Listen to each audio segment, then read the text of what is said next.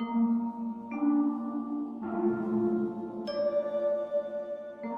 want to take on three pithy sayings you've surely heard referenced in recent months or years, but I want to try to ask you to think about them in a new way. The first one is Do not obey in advance. from Timothy Snyder. Next is Martin Niemöller's famous quote. Then they came for the socialists, and I did not speak out because I was not a socialist. Then they came for the trade unionists, and I did not speak out because I was not a trade unionist.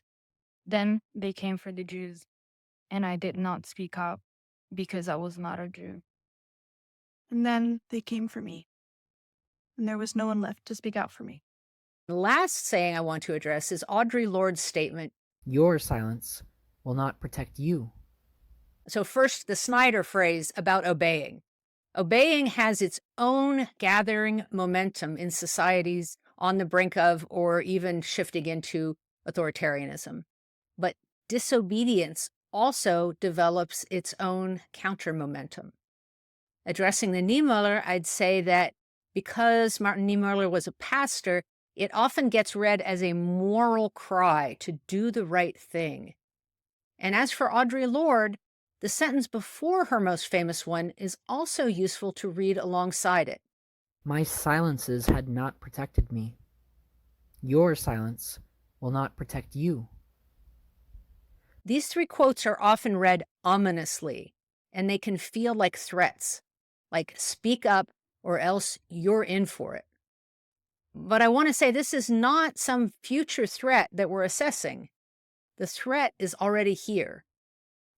So to turn these lines on their heads just a little, I'll suggest that these words aren't only, as they often get used, an abstract moral argument about complicity or responsibility. I would like to read them today as strategic statements. They are the keys for how to stop what's already happening right now.